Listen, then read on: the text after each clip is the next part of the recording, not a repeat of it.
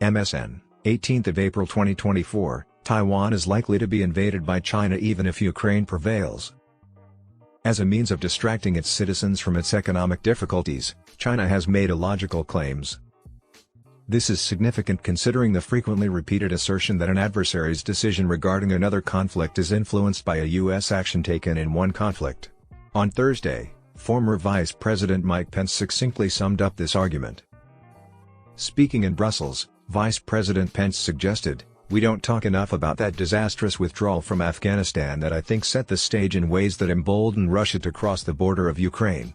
This viewpoint echoes arguments that a Ukrainian defeat at the hands of Russia would substantially incentivize China to launch an invasion of Taiwan. Maintain my understanding. The withdrawal of the United States from Afghanistan 10 years ago would have been an absolute catastrophe. In Kabul, Jerry Dunleavy and James Hassan observed that grotesque U.S. government failures and avoidable human suffering characterize this catastrophe. In essence, President Joe Biden made the decision to cede control of Afghanistan and its inhabitants to extremist autocrats and adversaries of the United States. The safe sanctuary of al-Qaeda has been reinstated, and ISIS is utilizing Afghanistan as a staging area for international assaults, including the recent massacre in a concert hall in Moscow. It was always untrue that the Biden administration would maintain a credible over-the-horizon counterterrorism capability.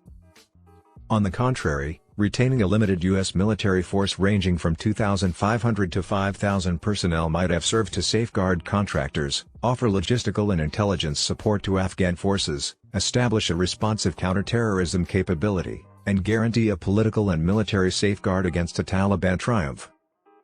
The manner and conduct of Biden's withdrawal indicated a lack of decisiveness on the part of the United States and his inadequacy as a leader.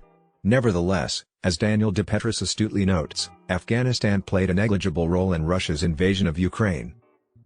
Vladimir Putin has never believed that the United States would directly defend Ukraine. Biden administration officials continue to agonize over assuring Putin of this fact. Their pitiful appeals to Ukraine not to target Russian forces and logistics nodes within Russia, distant from the advice of the United Kingdom, indicate that they expect Ukraine to fight with only a fraction of its strength. Had the United States actively committed to defending Ukraine before its withdrawal from Afghanistan, Putin might have been more inclined to doubt Ukraine's defense pledge. This, however, is purely hypothetical, as no such commitment has ever been made. Putin did not occupy Ukraine in response to the Afghanistan conflict or any other ongoing dispute. As a result of his imperialist conviction that Ukraine and other nations, including Estonia, could only exist as colonies of Mother Russia, he took this action. And due to Putin's conviction that his special military operation would be effortless and expeditious. The potential impact of the Ukraine conflict on Xi Jinping's calculations concerning Taiwan is identical. It is argued that the United States must guarantee Ukraine's victory to demonstrate to Xi that an invasion of Taiwan would result in catastrophic Chinese losses against unified Western resistance. Without further ado, please avoid confusion. Ukraine can prevail over Russia, and its triumph is vital to the security and interests of the United States. However, the outcome of the Ukraine conflict will not significantly affect Xi's stance on Taiwan. This is because the subjugation of Taiwan is Xi's foremost personal and political concern. The reunification of Taiwan with the Chinese nation and the authority of the Chinese Communist Party is the central concern of Xi Jinping's leadership. He considers Taiwan's re-establishment an unavoidable and essential prerequisite for China's attainment of global preeminence. However, he also finds the status quo an insult to the Communist Party's honor and credibility. He considers Taiwan's territory and people an overdue surgical reunification of a limb that has been severed from the body for far too long. He assesses that Taiwan's democratic system is a parasite with the potential to infect the Chinese mainland, which could have existential ramifications.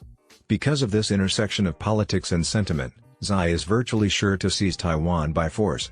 China has made substantial investments in military capabilities that are highly suitable for securing Taiwan and impeding U.S. efforts to defend it and seize the island. Ultimately, Taiwan's outcome is inconsequential in determining whether or not Xi will invade. What is truly significant is dual-pronged. Xi initially attains the conviction that the People's Liberation Army is adequately equipped to prevail. An unsuccessful military operation to secure Taiwan's reunification is the only thing Xi fears more than he desires that reunification. Furthermore, Xi has concluded that peaceful reunification is no longer viable. Xi has no apprehension regarding the possibility of Western sanctions being levied against Russia. Emmanuel Macron's frequent theatrics in Xi service and Olaf Scholz's overt submission in Beijing indicate that the Chinese leader believes Europe will never genuinely de-risk its way out. Xi believes this to be the case. If Taiwanese officials are concerned with their survival, they should prioritize increasing their woefully inadequate defense spending over Ukraine's victory. Foreign policy commentators must evaluate the unique circumstances surrounding each conflict before making a collective assessment.